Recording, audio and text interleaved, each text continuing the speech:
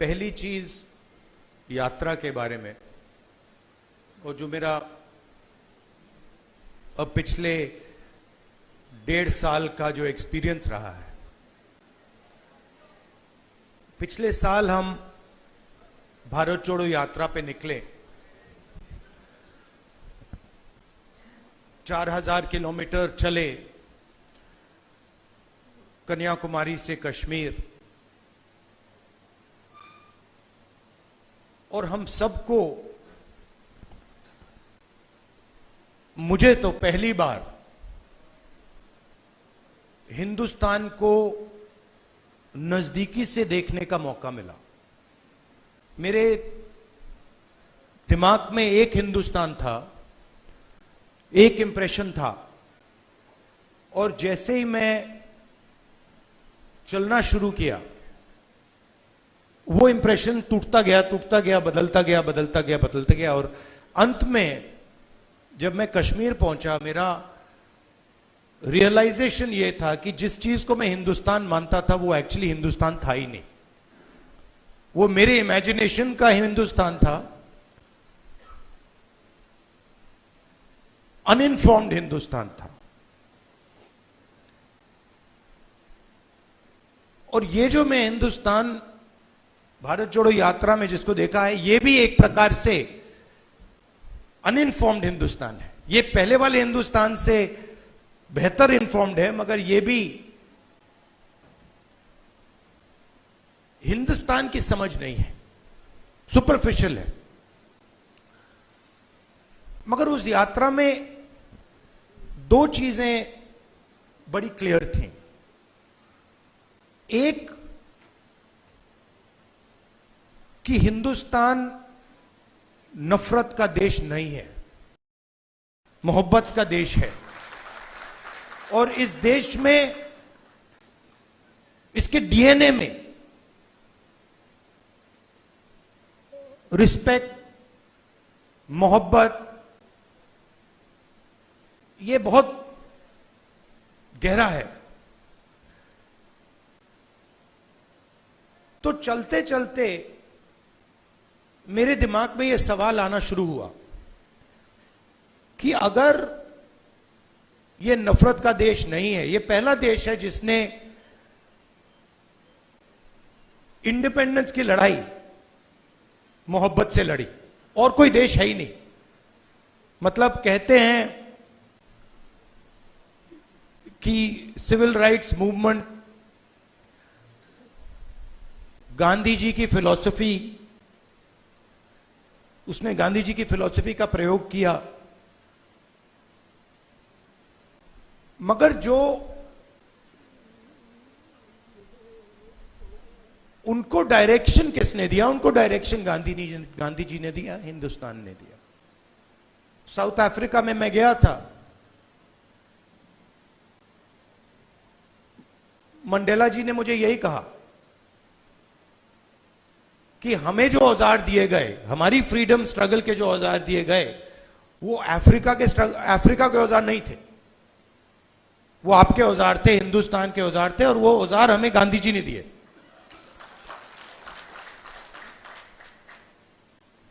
तो जब मैं चल रहा था, मेरे दिमाग में यह सवाल आया कि अगर हिंदुस्तान मोहब्बत का देश है, तो इसमें नफरत क्यों फैल रही है? क्योंकि इतना आसान नहीं होना चाहिए नफरत को फैलाना। हम कहते हैं बीजेपी नफरत फैलाती है, बट कोई ना कोई फाउंडेशन तो होगा, कोई ना कोई बेसिस तो होगी इस नफरत की। तो ये सवाल मेरे दिमाग में था, और आस्ते आस्ते मुझे बात समझ आने लगी कि नफरत का कारण अन्याय है। कि ये देश में गरीबों के साथ, किसानों के साथ, दलितों के साथ, महिलाओं के साथ, युवाओं के साथ, सबके साथ हर रोज अन्याय होता रहता है।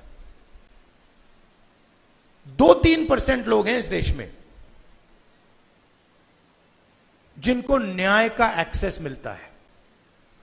2-3%, ज्यादा से ज्यादा 5% लोग हैं। उनके लिए कोर्ट्स काम करते हैं, उनके लिए सरकार काम करती है, सारी इंस्टीट्यूशंस में उनके लिए जगह है। बट अगर हम 90% लोगों को देखें,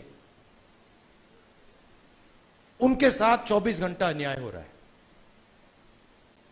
16 लाख करोड़ रुपए 20-25 लोगों का कर्जा माफ हुआ। जीएसटी का पैसा है, जनता का पैसा है, किसानों का पैसा है, मगर किसानों का 1 रुपया माफ नहीं होता है। और मैंने सरकार के अंदर से देखा है, जब हमने किसान कर्जा माफी की बात उठाई, जब हम सरकार में थे, तो रिस्पांस मिला कि ये ठीक नहीं है, इससे किसान आलसी हो जाएगा।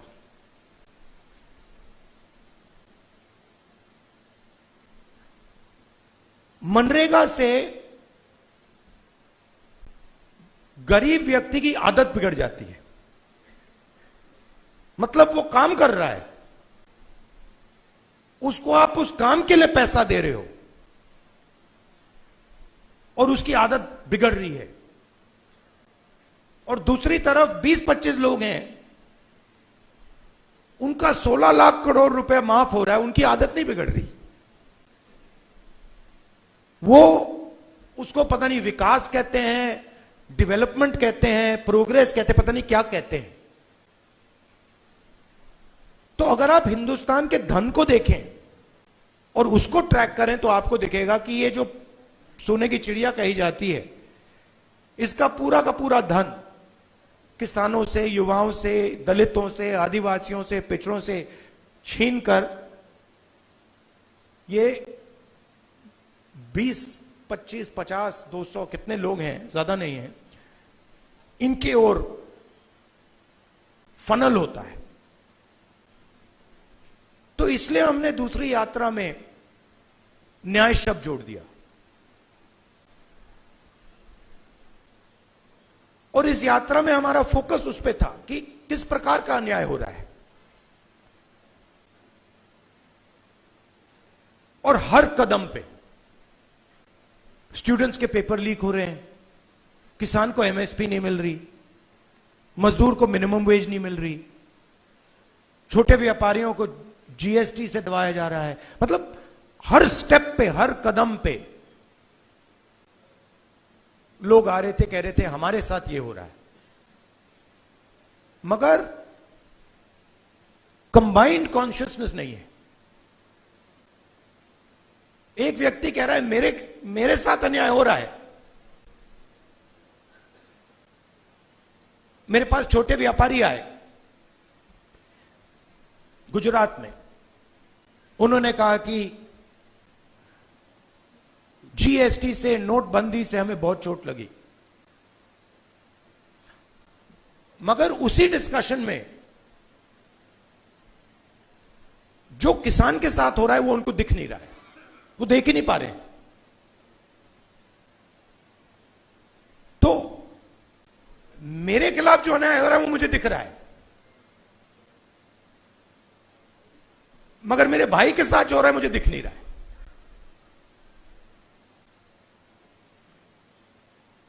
तो ये बहुत जरूरी बात है, क्योंकि जब तक आप अपने भाई के साथ जो अन्याय हो रहा है वो नहीं देखोगे, तब तक कोई मूवमेंट खड़ा नहीं हो सकता।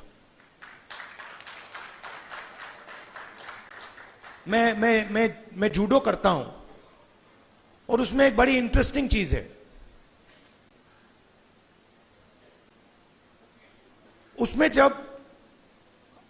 उसमें जमीन पे गिरना पड़ता है, फेंका जाता है व्यक्ति को। तो जब पहले व्यक्ति शुरू करता है तो वो अपने आप को प्रोटेक्ट करने की कोशिश करता है। जमीन पे गिरोगे तो फिर आप अपने आप की रक्षा करते हो। फिर थोड़ा एडवांस्ड होता है, फिर उसको बात समझ आती है, वो जमीन की रक्षा करना शुरू कर देता है। मतलब don't protect yourself, protect the mat. और बड़े मजे की बात दिखती है कि जब आप जमीन को प्रोटेक्ट करते हो तो ऑटोमेटिकली जमीन आपको प्रोटेक्ट करती है। तो मूवमेंट कैसे बनती है? मूवमेंट जब बनती है जब मैं अपने दर्द को छोड़कर मेरे साइड में जो खड़ा है उसके दर्द की रक्षा करना शुरू करता हूं, ऑटोमेटिकली वो मेरी रक्षा करेगा, उसको करना ही पड़ेगा। तो ये एक मेंटल लीप की जरूरत है। सबको दिख रहा है कि भाई किसान को दिख रहा है, मजदूर को दिख रहा है, सबको दिख रहा है, मगर एक दूसरे का दर्द नहीं दिख रहा किसी को। मेरा एक्सपीरियंस है दूसरी यात्रा का। आखिरी बात देखिए, आपने राहुल गांधी का नाम बहुत बहुत बार लिया।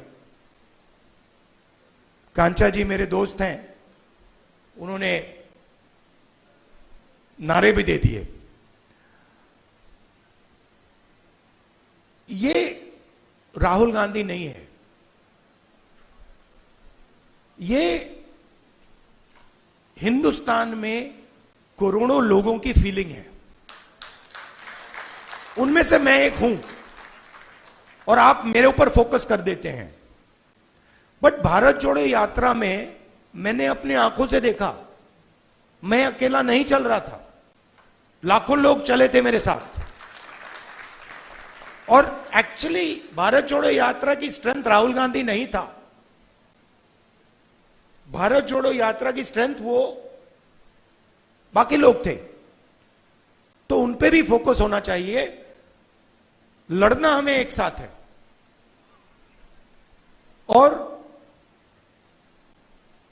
ये हिंदुस्तान के दो एक्सप्रेशंस के बीच में लड़ाई है। ये राहुल गांधी, मोदी, बीजेपी, कांग्रेस के बीच में लड़ाई नहीं है। हिंदुस्तान के नेचर के अंदर दो आत्माएं हैं और ये उन दोनों आत्माओं के बीच में लड़ाई है। एक आत्मा कहती है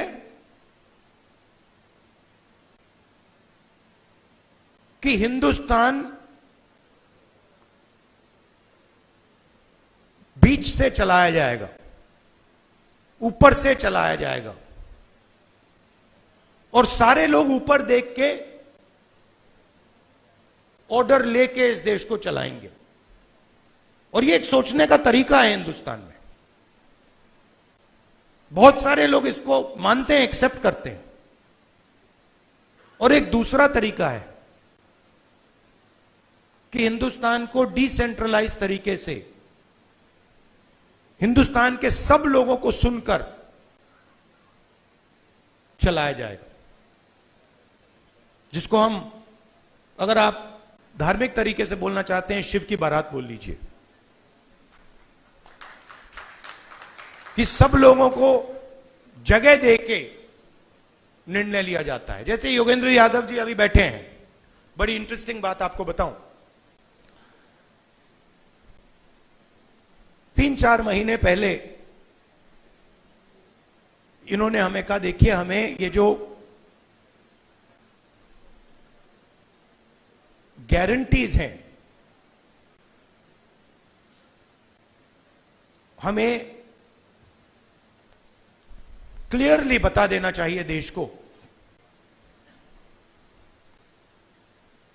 कि इंडिया गठबंधन आएगा तो क्या करेगा। और आज मैंने इनसे पूछा कि आप बताइए, ये जो हमने गारंटीज देश के सामने रखी हैं, इससे आप खुश हैं? तो इन्होंने कहा मैं खुश हूं, मगर बहुत केओटिक डिस्कशन हुआ। केओटिक डिस्कशन हुआ क्योंकि ये एक्चुअली कांग्रेस पार्टी की, राहुल गांधी की, खारगे जी की इंडिया गठबंधन की गारंटीज नहीं है। ये एक्चुअली हिंदुस्तान की आवाज है। उसको हमने चुन चुन के सुन के निकाला है, उसको रिफाइन किया है। बीजेपी ये काम कर ही नहीं सकती क्योंकि उनका तरीका सेंट्रलाइज है, ऊपर से बोलते हैं।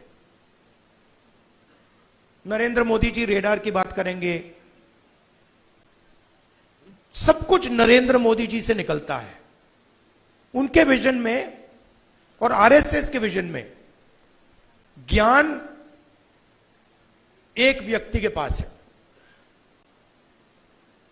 किसान के पास ज्ञान ही नहीं है, मजदूर के पास ज्ञान ही नहीं है, बेरोजगार युवा को कोई समझ नहीं है। आईआईटी की डिग्री है तो पूरी दुनिया को समझ गया। यह थिंकिंग है। तो इसके खिलाफ हमारी लड़ाई हो रही है। हिंदुस्तान का सबसे बड़ा साइंटिस्ट, जितना उसमें ज्ञान है उतना ही ज्ञान हिंदुस्तान के किसान में है,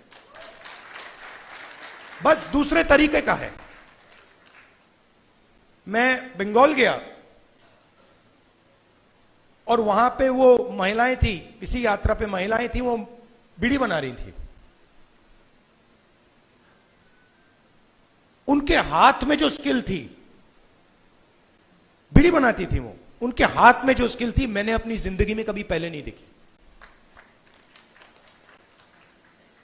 मैंने ट्राई किया, मतलब एक बीड़ी मतलब मैंने रोल करने की कोशिश की, नहीं हो रही थी मुझसे। तो वो सालों का, मतलब सालों की स्किल है वो, और उसका इस देश में कोई आदर नहीं हो रहा। उस महिला को आप फाइनेंशियल सपोर्ट दीजिए, उसकी मदद कीजिए, मेक इन इंडिया उससे करवाइए और फिर देखिए क्या मजा आता है। तो ये दो अलग तरीके की सोच की लड़ाई है। इसमें हम सब एक साथ लड़ रहे हैं। बहुत अच्छा लग रहा है और घबराने की कोई जरूरत नहीं है। ये आप मत सोचिए कि बीजेपी आ गई, कॉन्स्टिट्यूशन को खत्म कर देंगे, ये कर देंगे, कुछ नहीं, इनमें इतना दम नहीं है, ये नहीं कर सकते। ये इन्होंने मीडिया को कैप्चर कर रखा है, ये आवाज बहुत करते हैं, मगर सच्चाई और हिंदुस्तान हमारे साइड है।